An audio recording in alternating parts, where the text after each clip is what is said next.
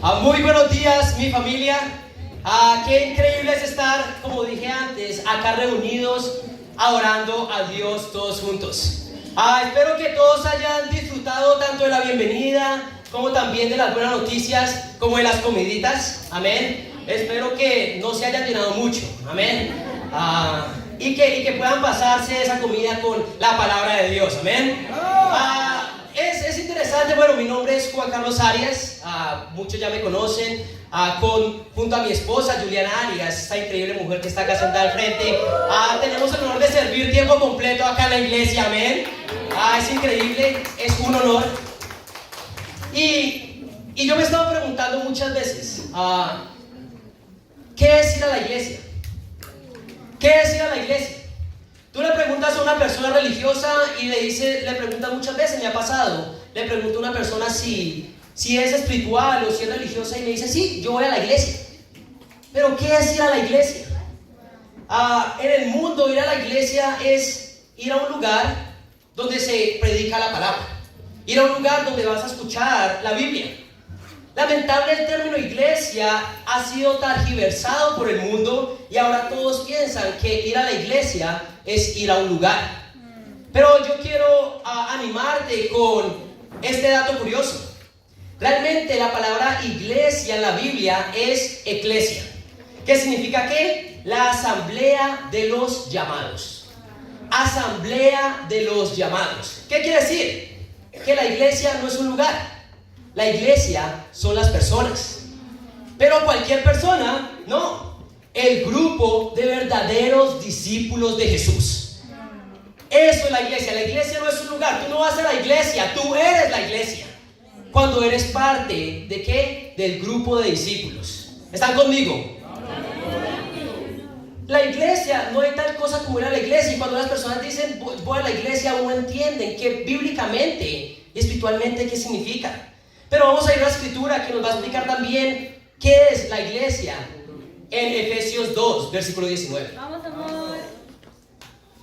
En Efesios 2, versículo 19, la Biblia dice así: por lo tanto, y acá está hablando con discípulos, ustedes ya no son extraños ni extranjeros, sino conciudadanos de los santos y miembros de la familia de Dios, edificados sobre el fundamento de los apóstoles y los profetas, siendo Cristo Jesús mismo la piedra angular. Entonces nos dice acá que en un momento, cuando no éramos parte de la iglesia, éramos extraños y extranjeros para Dios. Pero ahora que ustedes son parte de la iglesia, ustedes son también parte ¿de qué? De la familia de Dios. Amén. La Biblia nos dice que como discípulos, la iglesia es la familia de Dios. Y es increíble porque yo recuerdo hace unos 12 años atrás, 13 años atrás, ¿verdad? Yo estaba en Colombia con mis padres, pero el domingo lo que hacíamos que era reunirnos en la casa de mi abuelita. Eran 12 hermanos en total, entonces esa casa se llenaba, ¿verdad? Y ese era el plan de los domingos, ir a la casa de mi abuelita. Y todos los hermanos discutían de cosas bastante necias, muchas veces bastante interesantes en otras, pero nos reuníamos. ¿Pero qué quiere decir esto? Bueno, ese tiempo atrás era bueno, pero esto es mejor, porque antes era la familia de mi papá, pero esta es la familia de Dios. Amén. Entonces, ¿qué quiere decir esto? ¿Tú has venido a la iglesia? No, tú no has venido a la iglesia, tú has venido a una reunión familiar. Amén. Estamos en familia, esto es una reunión familiar con invitados. Entonces no te sientas excluido si nos visitas el día de hoy. Queremos también que seas parte de la familia, ¿amén? Amén. Pero ¿cuál es el fundamento de esta familia? Bueno, gracias a Dios, el fundamento de esta familia no es lo que yo piense que está bien, ni lo que tú pienses que está bien. Muchas veces el fundamento de nuestra familia está un poco torcido, y por eso muchos de nosotros crecimos un poco torcidos también. Pero el fundamento de la iglesia no está torcido. El fundamento de la iglesia, dice la escritura, son los apóstoles y los profetas. Si nos visitas el día de hoy y no entiendes qué significa el fundamento, siendo los apóstoles y los profetas, te quiero dejar saber algo. El Antiguo Testamento fue escrito por los profetas y el Nuevo Testamento por los apóstoles. Entonces, ¿cuál es el fundamento de la familia de Dios? La Biblia, amén. ¿Quién está animado por eso el día de hoy, amén? Amén. Gracias a Dios, no, yo no soy el papá, ni ninguno de ustedes tampoco. El papá es Dios y el fundamento de la Biblia. Amén. Hoy repasaremos bíblicamente el concepto de la familia de Dios. Porque muchos podemos estar acá, pero aún creemos que vamos a la iglesia, sin entender que no, que esta es la familia de Dios. Por eso el título de hoy es la familia de Dios. Primer punto, la familia te sanará. La familia te sanará. Vamos a ir a Salmo 68. Y vamos a entender un poco más acerca de este principio. Salmo 68, versículo 4, dice así. Salmo 68, versículo 4, dice: canten a Dios, canten salmos a su nombre. Aclamen a quien cabalga por las estepas y regocíjense en su presencia. Su nombre es el Señor. Y eso me recuerda este domingo que estamos adorando a Dios. Amén. Pero dice en el número 5: Padre de los huérfanos y defensor de las viudas, es Dios en su morada santa. Dios da un hogar a los desamparados y libertad a los cautivos. Los rebeldes habitarán en el desierto. La familia te sanará. Vemos acá que Dios, ¿qué hace? Dios sana a las personas por medio de ¿qué? Por medio de su familia. Dios sana a los huérfanos y les da un padre, ¿verdad? Para muchos de nosotros que no tuvimos el mejor padre, o no tuvimos ni siquiera, Él para los huérfanos se vuelve ¿qué? Un padre. Pero Él sana a las viudas también. Esas mujeres que fueron atropelladas por la vida, Dios las sana y se vuelve su defensor por medio de su familia. Dios sana a los desamparados y tenemos que recordar quién éramos en el mundo. Amén. Estábamos desamparados, no había esperanza alguna y ahora Él nos dio un hogar. ¿Están conmigo, familia? Vamos. Pero Él sanó a los cautivos. ¿Recuerdas cuando estabas realmente esclavo de tus pecados? Dios te sanó por medio de ¿qué? De la libertad en Jesús. Dios, como el mejor padre del mundo, ¿qué hace por medio de su familia? Nos sana. Y si nos estás visitando el día de hoy, te digo, Dios quiere y puede sanarte el día de hoy. Dios quiere y puede sanarte, pero es por medio de su familia que lo hace. Muchas veces no pensamos en familia como un lugar donde sanamos, porque fue donde muchas veces fuimos heridos de un principio. Por eso le estaba hablando de estar un poco torcidos, porque fue donde en nuestras familias que muchas veces nos crearon traumas. Pero Dios sana por medio de su familia. Amén. Y Dios quiere sanarte el día de hoy. Amén. Amén. Vamos. Personalmente, tengo que decir, la familia de Dios, el reino de Dios, la iglesia, me ha sanado. ¿Por qué? Porque antes realmente era para mí difícil amar a alguien que no fuera yo mismo. No sabía que era amar a una persona diferente a mí mismo. Y me sanó de mi ¿qué? Egolatría, donde yo era mismo mi propio ídolo. Me sanó del hueco oscuro que es el egoísmo. Y muchos de ustedes me entienden, ¿verdad?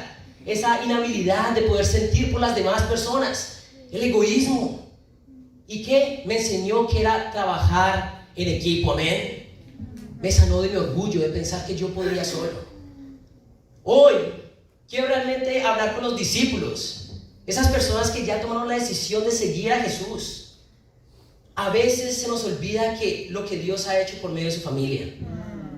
A veces se nos olvida cómo llegamos de destruidos al reino. Pero muchas veces cuando Dios nos sana, ¿qué hacemos? Nos vamos. Llegamos dolidos y al momento en que Dios nos sana, salimos.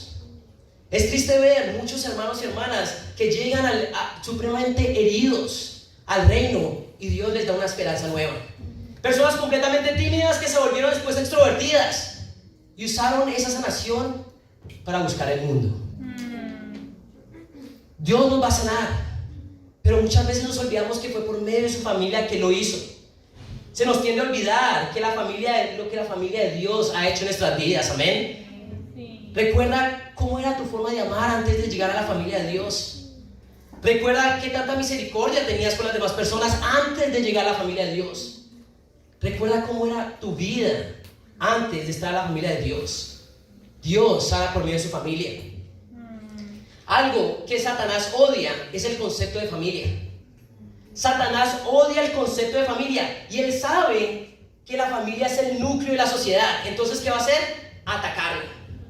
Porque sabe, si ataca a la familia, va a tener control sobre la generación presente y la futura. Por eso él busca formas de día a día que las familias se alejen ¿de qué? Del plan perfecto de una familia. Todos los días vemos más y más violencia intrafamiliar. ¿Por qué? Porque él quiere destruir a la familia. Más días y más días vemos la estadística de familias sin un padre o sin una madre. Porque él quiere destruir a la familia. Día a día vemos más familias donde ya no es hombre y mujer, sino mujer con mujer o hombre con hombre. Él quiere destruir el concepto de familia. Satanás lo odia. ¿Y saben cuál es el enemigo número uno de Satanás? La familia de Dios. ¿Por qué? Porque la familia de Dios te sana. Él no quiere personas fuertes que vayan y sanen a más personas, porque su intención es matar, destruir y robar. La familia de Dios tiene un propósito completamente diferente al de Satanás. Por eso yo quiero con este primer punto, si estás aquí, sea agradecido. Si estás acá, da gracias a Dios porque te ha traído a su familia, te ha adoptado y hoy eres un hijo de Dios. ¿Quién está animado el día de hoy por eso? Amén. Comencemos a amar a Dios y a su familia. Segundo punto, la familia te herirá. La familia te herirá. Vamos a ir a Salmo 55 y vamos a entender un poco más acerca de este punto. Tal vez sea el punto más largo que he predicado en mi vida, pero es necesario, porque si es largo es necesario. Salmo 55, versículo 12 dice así: si un enemigo me insultara, yo lo podría soportar. Si un adversario me humillara, de él me podría yo esconder. Pero lo has hecho tú, un hombre como yo, mi compañero, mi mejor amigo, a quien me unía una bella amistad, con quien convivía en la casa de Dios. Acá nos habla de una contienda dentro del templo de la casa de Dios, y eso es la iglesia, la familia de Dios. Recibir la ofensa de la persona de afuera es fácil, ¿verdad? Pero no de un amigo, no de un hermano. Pero al igual que la familia te sana, la familia te hiere. Como familia espiritual también entendemos que esto es una guerra espiritual, ¿verdad? Y como una guerra física, en la guerra espiritual también existe algo llamado fuego amigo. No sé si han oído del término fuego amigo. Cuando tu propio compañero de batalla te hiere usando su arma. Y él no es que quería matarte o no quería siquiera lastimarte, pero el fuego amigo te alcanzó y has sido herido por lo que hizo tu compañero. Existe la guerra todo el tiempo. Bueno, en la familia espiritual no queremos matarnos entre nosotros, pero muchas veces nos vamos a herir. ¿Por qué? Porque no sabemos usar las herramientas que Dios nos ha dado. Porque muchas veces no sabemos usar nuestras palabras, vamos a herir personas. Porque muchas veces no sabemos usar la Biblia y realmente abusamos un poco. No con ánimo de matar a nadie, pero herimos a nuestros hermanos. Y esto duele. Porque una persona de afuera lo soportaríamos. Pero realmente duele cuando viene una persona que es tu familia. ¿Están conmigo, chicos?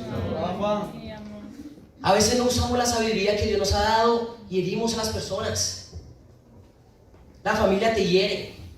Y eso pasa siquiera en las mejores familias también. Yo puedo pensar cantidad de veces que mi padre me pegó un poco más duro de lo que debía. Yo puedo pensar las veces que mi hermano me rechazó cuando no debía haberlo hecho. Yo recuerdo las veces que mi madre usó palabras que no debía haber usado. Y nos duele mucho porque vienen de personas que amamos, de nuestra familia, ¿verdad? Si fuera de afuera sería más entendible. Pero todos hemos sido heridos dentro de la iglesia. Y si no has sido herido, no es cuestión de si va a pasar, sino cuando pase. Recuerda, la familia también hiere. muchos podemos sentir la tentación de decir, pero ¿cómo es posible si esto es la familia de Dios? ¿Cómo es posible que si Dios es el Padre, cómo es posible que nos podamos herir los unos a los otros? Y olvidamos que la familia de Dios no es perfecta por dos razones. Tú y yo. Esas son las dos razones. ¿Por qué la familia de Dios no es perfecta? Porque tú y yo estamos en ella. Tú y yo somos pecadores. Y como pecadores, ¿qué hacemos? Pecar. Olvidamos que la familia de Dios no es perfecta porque tú y yo estamos en Él. Y cuando hay pecadores, ¿qué pasa? Hay pecado. Pero Dios hizo todo perfecto de alguna manera, porque en medio de crear su familia, Dios tuvo en cuenta mi pecado y tu pecado, ¿ven? Entonces no pierdan la esperanza. Dios tenía en cuenta muchas veces la ignorancia humana en cuando hizo su familia, porque sabía que éramos pecadores. Y Él decidió usar ese pecado para permitirnos crecer. Vamos a ir a Mateo 18 para que entendamos qué estoy hablando. Mateo 18, versículo 15.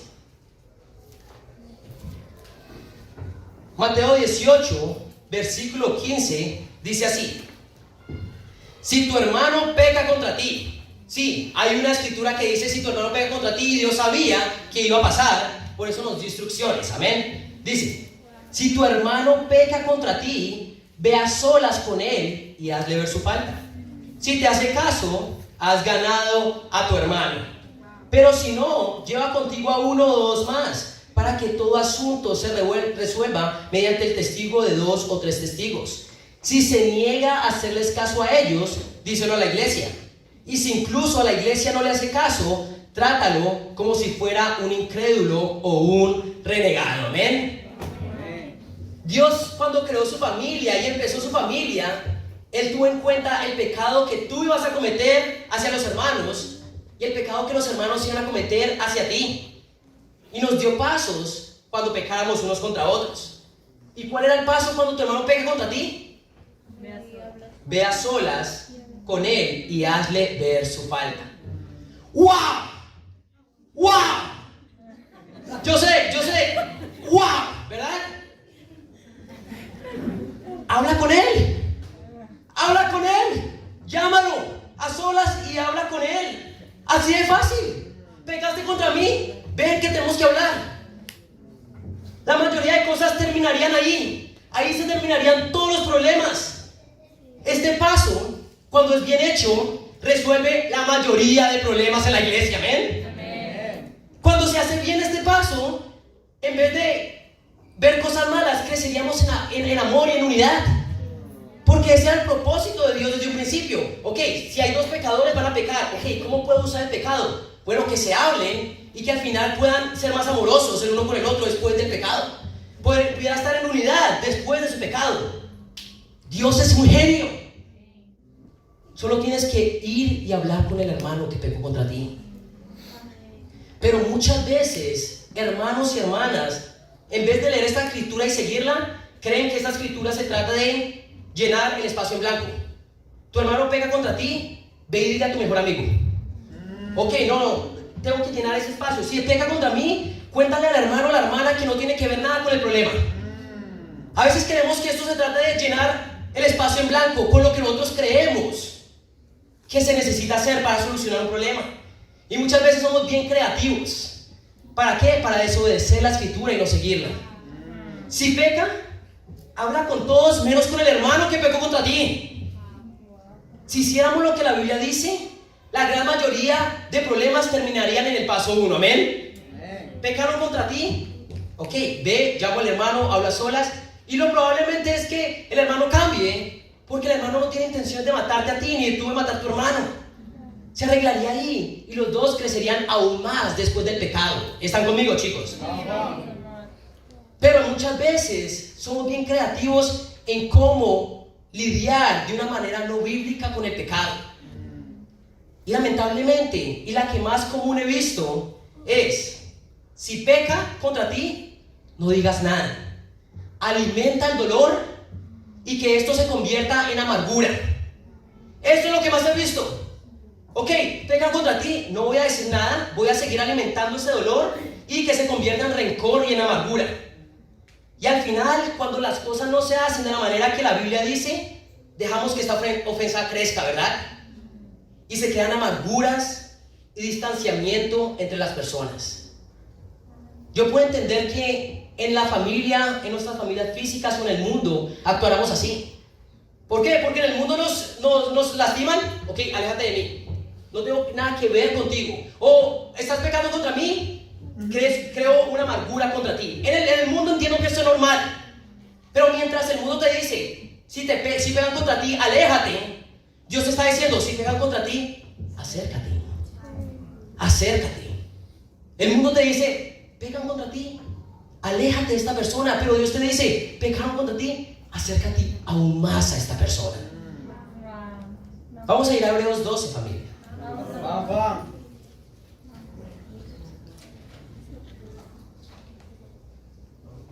Hebreos 12, versículo 14, dice así. Hebreos 12, 14. Busquen la paz con todos y la santidad, sin la cual nadie verá al Señor. Asegúrense de que nadie deje de alcanzar la gracia de Dios, de que ninguna raíz amarga brote y cause dificultades y corrompa a muchos. Cuando no sabemos lidiar con el pecado de otras personas en nuestra vida, lo único que va a pasar es que vas a crear amargura. Y la amargura en la iglesia es como una manzana podrida al final de una caja llena de manzanas. Cuando esta manzana empieza a podrirse allá abajo, ¿verdad? ¿Qué comienza a contaminar? Las manzanas a su alrededor. Y tú te das cuenta que por el olor que hay algo malo y comienzas a escarbar y ves una manzana podrida. Pero cuando la sacas, lamentablemente hay más manzanas podridas. Bueno, esto es igual que una persona amarga en la iglesia. Cuando una persona está amarga en la iglesia, lo que hace es seguir pudriéndose dentro. Porque la amargura es simplemente eso. Es como tomarse un veneno creyendo que le va a afectar a la otra persona. Y comienza a crecer esa amargura. Pero ¿qué también pasa? Esta persona comienza a corromper a las personas más cercanas al lado de ella. Y al final, lamentablemente, una manzana podrida es más fácil de notar que la amargura de un discípulo. Ni una raíz de amargura. Tú no dices, no dejen que brote ni una raíz de amargura. Tú no puedes ver las raíces. Cuando tú puedes ver la amargura, es porque ya creció. Y muy probablemente cuando esta persona sepamos que está amarga y salga, lamentablemente después de ella saldrán otros más. Esas personas que fueron corrompidas por la amargura. ¿Están conmigo, familia? Tenemos que entender, familia, que la amargura es una trampa de Satanás. La amargura en tu corazón es una trampa de Satanás que muchas veces dejamos entrar porque no supimos lidiar con el pecado en el momento adecuado, de la manera adecuada, de una manera bíblica. La amargura que Satanás permite y quiere sembrar en nuestro corazón para que dejemos de perseverar y tú caigas y te vayas. Pero no solo eso, para que más personas también salgan. Como dije, es entendible que en el mundo hayamos actuado de esta manera, pero no en la iglesia, no en la familia de Dios. ¿Están conmigo, chicos? Por eso, si hay amargura en tu corazón el día de hoy, ve y haz algo al respecto. Llama a esa persona, no dejes que crezca, porque es cuestión de tu salvación y la salvación alrededor de las personas tuyas. Vamos a ir a Mateo 18 nuevamente. Vamos, amor. Mateo 18. Vamos a leer del versículo 21. Mateo 18, versículo 21 dice: Pedro se acercó a Jesús y le preguntó: Señor, ¿cuántas veces tengo que perdonar a mi hermano que peca contra mí? ¿Hasta 7 veces? Acá Pedro está diciendo, este hombre está hablando de perdonar el pecado. ¿Será que hay que perdonar hasta 7 veces? Eso suena bastante, pero Jesús, hasta 7 veces tengo que perdonar. Dice el número 22, no te digo que hasta 7 veces, sino hasta 77 veces. Otra traducción dice hasta 70 veces 7. Le contestó Jesús: por eso el reino de los cielos se parece a un rey que quiso ajustar cuentas con sus siervos. Al comenzar a hacerlo, se le presentó uno que le debía miles y miles de monedas de oro. Como él no tenía con qué pagar, el Señor mandó que lo vendieran a él, a su esposa y a sus hijos, y todo lo que tenía, para así saldar la cuenta. El siervo se postró delante de él. Tenga paciencia conmigo, le rogó, y yo se lo pagaré todo. El Señor se compadeció de su siervo, le perdonó la deuda y lo dejó en libertad. Entonces el ejemplo es de un rey que está saldando cuentas con las personas, ¿verdad? Y llega este hombre que le debía miles y miles de monedas. ¿Y qué? Si tú tienes una deuda, tienes que pagarla, ¿amén? Pero este hombre no tenía con qué pagar esa deuda de miles y miles de monedas. ¿Y qué hace? Va a tener que pagar con consecuencias. Pero él comienza a rogar al rey: por favor, no me mande a la cárcel, yo se lo pagaré. ¿Y qué hizo el rey? Se los perdonó. Miles y miles de monedas. Pero esto es lo que sucede después, en el versículo 28. Al salir, aquel siervo se encontró con uno de sus compañeros que le debía 100 monedas de plata. Entonces, a la persona al que le habían perdonado la deuda de miles y miles de monedas, sale a la calle y se encuentra con una persona que le debía 100 monedas, ¿verdad? Y dice: lo agarró por el cuello y comenzó a estrangularlo. Págame lo que me debes, le exigió. Su compañero se postró delante de él. Ten paciencia conmigo, le rogó, y yo te lo pagaré. Pero él se negó, más bien fue y lo hizo meter en la cárcel hasta que pagara la deuda. Cuando los demás siervos vieron lo ocurrido, se entristecieron mucho y fueron a contarle a su señor todo lo que había sucedido. Entonces el señor mandó a llamar al siervo malvado, le increpó: te perdoné toda aquella deuda porque me lo suplicaste.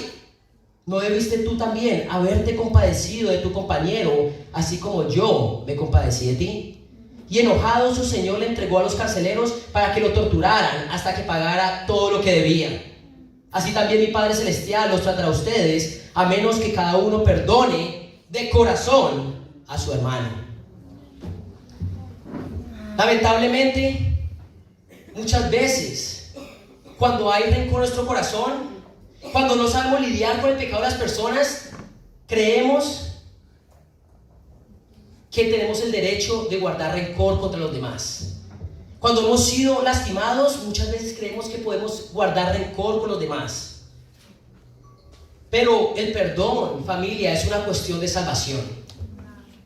Dios espera que tú otorgues a otros el perdón que Dios te otorgó a ti. Porque lo que tú hiciste a Jesús, clavándolo en la cruz, fue nada comparado con lo que tu hermano te haya podido hacer. Es que me habló mal, es que me habló fuerte y hirió mis sentimientos, es que no me respondió por WhatsApp y me dejó en visto, es que me contradijo en medio de las personas, es que no me trató bien. Eso es nada comparado con lo que tú hiciste a Jesús. Cuando una persona entiende esto, no hay rencor. Así como Dios te perdonó toda la porquería que le hiciste y lo llevaste a la cruz, Él espera que tú perdones a tu hermano hasta 70 veces 7. Si no lo haces, Él tampoco lo hará. Recuerda, con la medida que midas a otros, se te medirá a ti. No dejes que tu corazón caiga en amargura el día de hoy. Hoy yo quiero preguntarte: ¿has perdonado de corazón? ¿Has perdonado de corazón? Cuando ves a ese hermano y esa hermana que pecó contra ti, ¿has perdonado de corazón? Porque una cosa es fingir que hemos perdonado. Cualquiera puede hacer eso. Pero acá la Biblia dice: el que no perdone de corazón, Dios le hará lo mismo. ¿Luces que has perdonado o realmente has perdonado? Tenemos que entender que en el plan de Dios, Él permite que las personas dentro de la misma iglesia pequemos unos contra otros. ¿Para qué? Para crecer en unidad y en amor. Pero nosotros, por nuestro pecado, crecemos ¿en qué? En amargura y en división. Si hoy no has perdonado de corazón o hay alguna raíz de amargura, sea abierto. Sea abierto con el hermano que te ofendió. Somos familia. Satanás quiere hacernos ver como los enemigos. Pero nosotros no somos los enemigos de nosotros. ¿Están conmigo, chicos? La familia de Dios te va a sanar, pero también te va a herir.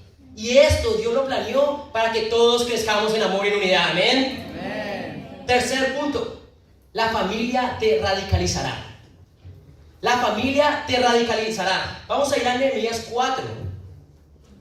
la familia te radicalizará.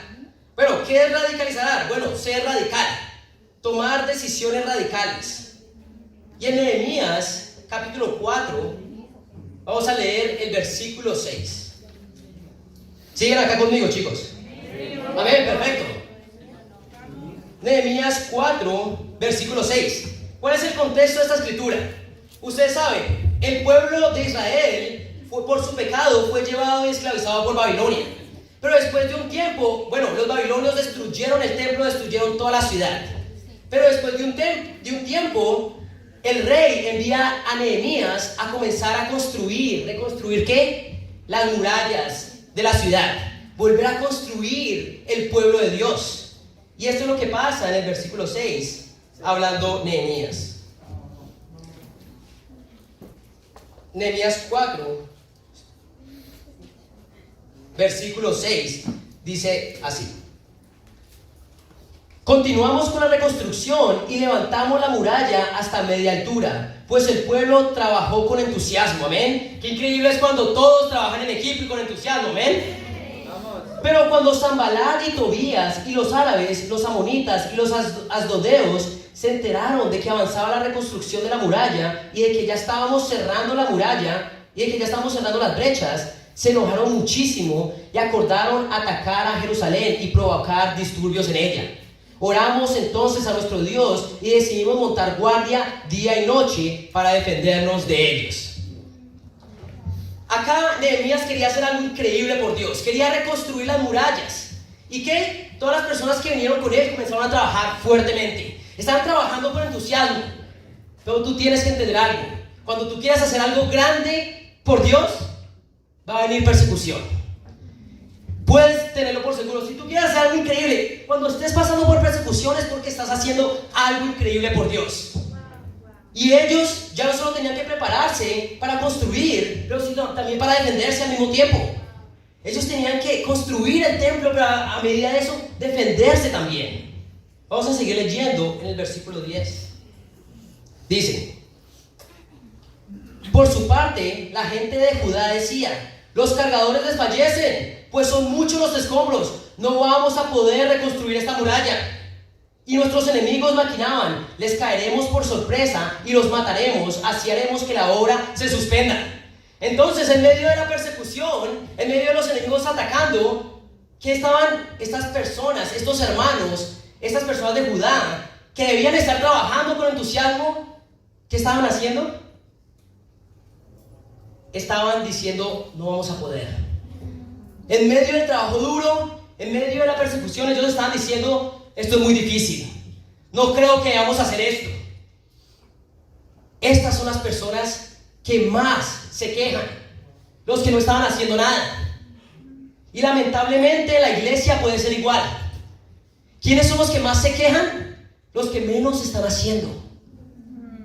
No están avanzando la obra, pero se están quejando todo el tiempo de cómo se hacen las cosas. En la iglesia puede haber esos que no están haciendo discípulos, pero sí tienen una opinión de todo lo malo que está pasando en la iglesia.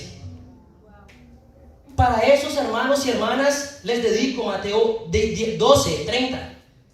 El que no está conmigo está contra mí, y el que no me ayuda a recoger la cosecha la desparrama. Si hoy estás acá y eres parte de la familia de Dios, pero no estás trabajando en la obra, lo más probable es que estés yendo contra Jesús y te estés quejando el día de hoy. Los que más se quejan son los que menos hacen. Y después, vuelve también al versículo 12. Están otras personas que estaban aún más cerca de la ciudad, mirando desde lejos, diciendo: uy, ojo ahí que les van a atacar. Ahí también pasa muchas veces los hermanos que están más cerca, vienen las cosas, pero lo único que hacen es mirar: wow, eso no está bien. O no, ojo ahí. Pero al momento en que tienen que tomar responsabilidad de lo que se está haciendo, no hacen nada. ¿Están conmigo, chicos? El punto es, cuando quieres hacer algo increíble por Dios, va a venir persecución. Y en medio del trabajo duro van a salir los corazones. Los que solo se quejan y no hacen nada, o los que simplemente ven las cosas malas pero tampoco toman responsabilidad. El mundo no entiende el concepto de lo que es una familia espiritual. El mundo no entiende qué es el concepto de una familia espiritual, porque siguen creyendo que vienen a la iglesia de una manera pasiva a escuchar la palabra, pero no entienden que la iglesia son las personas. Si tú estás viniendo a la iglesia y no estás haciendo la iglesia, hay un problema, porque no venimos a la iglesia, somos la iglesia. Esto es familia. Vamos a seguir leyendo en versículo 13. Dice así, versículo 13: así que puse a la gente por familias, con sus espadas, arcos y lanzas, detrás de las murallas, en los lugares más vulnerables y desguarnecidos. Luego de examinar la situación, me levanté y le dije a los nobles y a los gobernantes y al resto del pueblo: no les tengan miedo, acuérdense del Señor, que es grande y temible, y peleen por sus hermanos, por sus hijos e hijas, y por sus esposas y por sus hogares. Otras escrituras dicen por sus familias. Vemos que cuando las cosas se estaban poniendo difíciles, Nehemías apeló a algo. Nehemías apeló a la familia. El día de hoy no estás al lado de un desconocido. El día de hoy no estás al lado de una persona con la que te ves 1 o 2 veces a la semana. Si aún sigues viendo a tus hermanos así, aún no entiendes el concepto de familia espiritual. El mundo no entiende el concepto de familia espiritual. Pero cuando ¿qué? La familia te radicaliza. Cuando una persona se toma en serio que lo que tiene al frente no son simplemente conocidos sino sus hermanos, se vuelve radical. Una persona radical es la que entiende que la persona que tiene al lado es su hermano y su hermana. Nada radicaliza más que el sentido de familia. Mira a ver qué harían los padres por sus hijos. Mira qué haría una madre por sus hijos. Se vuelve un hombre y una mujer peligrosa. Un hombre, una mujer que realmente entiende el concepto de familia se vuelve radical y peligroso, amén. Lo vemos en muchas películas, como Buscando a Nemo, ¿verdad? ¿Qué hizo este padre por su hijo? Se enfrentó contra todo. Vemos también los que les gusta la acción, John Wick, ¿verdad? Que mataron a su esposa y a su perrito. Oh no, hasta ahí llegó. Este hombre arrasó con medio mundo. Pero aunque son películas, este es el concepto de que la familia te radicaliza. Tú estás dispuesto a hacer lo que sea por tu familia. Pero cuando un discípulo no está dispuesto a hacer nada, todo por su familia espiritual, es porque aún no ha entendido quién tiene al lado y de qué ha sido parte. Familia, no queremos jugar a la familia, queremos ser familia. Pero esto realmente se ve en el corazón de las personas. ¿Tú has visto esas personas que aún en cada reunión hay que llamarlas para ver si van a venir a la reunión? Porque es muy probablemente que falten. Es alguien que no entiende el concepto de familia aún. A esa persona que hay que jalarla del brazo para que comparta su fe o para que esté en estudios bíblicos, es una persona que no entiende el concepto de familia aún y está, ¿qué? Muy cerca a salir. La familia te radicaliza. La radicalidad de un discípulo es que es condicional al entendimiento que tenga acerca de la familia de Dios. Una persona se vuelve radical cuando entiende que esto es familia. Y vemos acá, podría dar muchos casos de personas radicales que han entendido que esto es familia y se han tomado personal esto de ser familia. Si hoy te sientes aludido, si hoy sientes que estoy hablándote a ti, tal vez lo esté haciendo. Y tal vez lo hayas escuchado antes. Si eres uno de los discípulos que aún no ha entendido que esto es familia, te lo quiero decir nuevamente, porque creo que se te ha olvidado. Bienvenido a la familia de Dios. Bienvenido a la familia de Dios. Has tomado la mejor decisión de tu vida.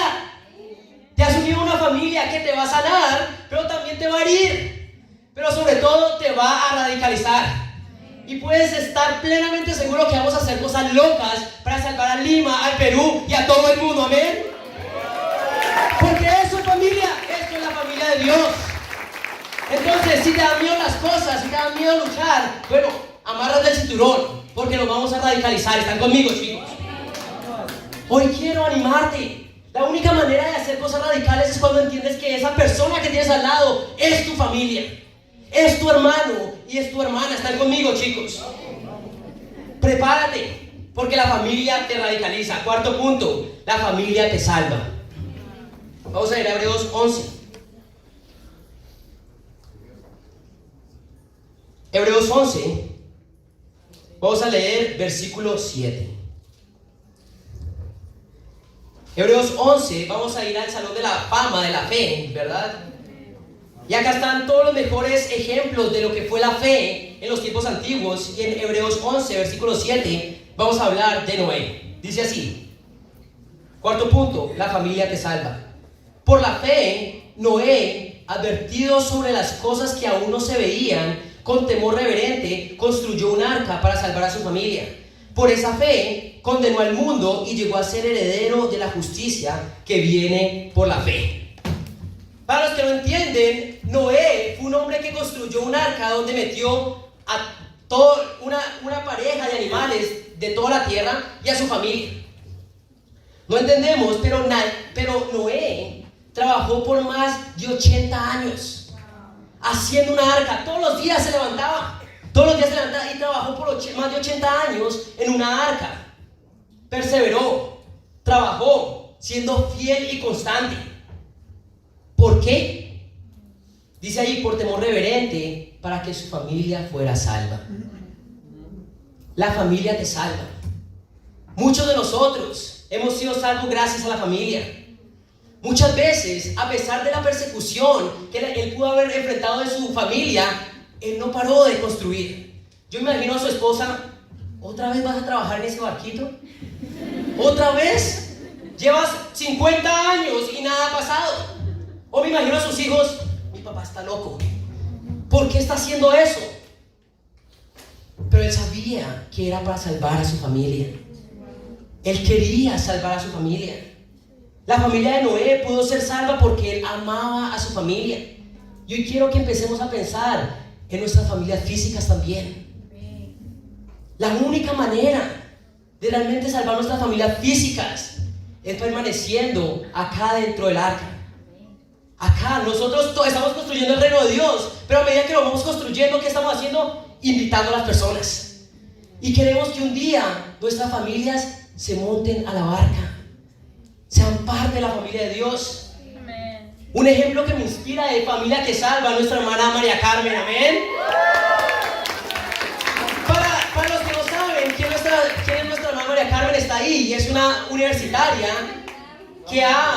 que gracias a su fe y a su perseverancia, seis familiares físicos ahora son familia espiritual de ella. Amén. Empezó con su madre Zoila, pero no siendo suficiente, siguió con su tía Milagros, y después con su tía Aide, y después su primo Jan, y después su tía Rosita, y la semana pasada su tía Soledad también se bautizó. Amén. Eso es lo que hace la familia. La familia salva. Pero ¿qué hubiera pasado donde Noé prefiera no seguir construyendo el arca? Donde hubiera parado de construir el arca, ninguno hubiera sido salvo. No dejes de construir el templo de Dios, que es la iglesia. No dejes de construir, seguir avanzando la familia de Dios. Mateo 25. Vamos, amor. Vamos. Mateo 25, versículo 31. Y esta escritura realmente movió mi corazón. No había recordado haberla leído. No la entendía, y aunque no creo que todavía la entienda a su profundidad, realmente me llamó y me cortó. En Mateo 25, versículo 31 dice así: cuando el Hijo del Hombre venga en su gloria con todos sus ángeles, se sentará en su trono glorioso.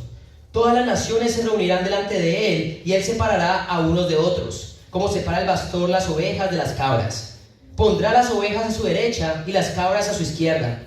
Entonces dirá el rey a los que estén a su derecha: vengan ustedes, quienes mi Padre ha bendecido, reciban su herencia, el reino preparado para ustedes desde la creación del mundo. Porque tuve hambre y ustedes me dieron de comer, tuve sed y ustedes me dieron de beber, fui forastero y me dieron alojamiento, necesité ropa y me vistieron, estuve enfermo y me atendieron, estuve en la cárcel y me visitaron.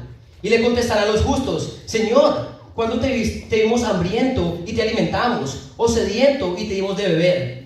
¿Cuándo te vimos como forastero y te dimos alojamiento, o necesitado de ropa y te vestimos, cuando te vimos enfermo o en la cárcel y te visitamos. El rey le responderá: le aseguro que todo lo que hicieron por uno de mis hermanos, aun por el más pequeño, lo hicieron por mí. Luego dirá a los que están a su izquierda: apártense de mí, malditos, al fuego eterno preparado para el diablo y sus ángeles. Porque tuve hambre y ustedes no me dieron nada de comer. Tuve sed y no me dieron nada de beber. Fui forastero y no me dieron alojamiento. Necesité ropa y no me vistieron. Estuve enfermo y en la cárcel y no me atendieron. Ellos también le contestarán: Señor, ¿cuándo te vimos hambriento o sediento, o como forastero, o como necesitado de ropa, o enfermo o en la cárcel, y no te ayudamos? Él le responderá: les aseguro que todo lo que no hicieron por el más pequeño de mis hermanos, tampoco lo hicieron por mí. Aquellos irán al castigo eterno y los justos a la vida eterna. Familia, esta clase se titula La familia de Dios. Esta es la familia de Dios. Y que tú creas o no que esta es realmente tu familia, va a decir muchas cosas. Que tú realmente veas el precioso regalo que Dios te ha dado, o veas insignificante esto que Dios te ha dado, va a determinar ¿qué? Tu salvación. ¿Por qué? Porque la forma en que vemos la familia de Dios al final del día es la manera en que tú ves a Dios. ¿Con amor y agradecimiento o con indiferencia e ingratitud? La manera en que tratamos a los hermanos es la manera en que Dios se siente tratado por nosotros. Wow. Y eso es lo que esta escritura está diciendo. ¿Sabes cuánto amas a Dios? Lo que amas realmente a tu hermano. Eso es lo que dice la escritura. Cuando tratas a los hermanos con amor y misericordia, así se siente Dios tratado también por ti. Cuando tratas a los hermanos con recelo, con desprecio e indiferencia, esa es la forma en que estás tratando a Dios. Vamos a terminar una escritura que está en 1 de Juan, capítulo 4.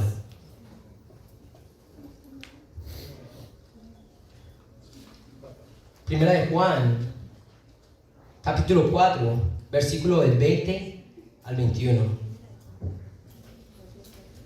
Primera de Juan 4, 20 al 21 dice así.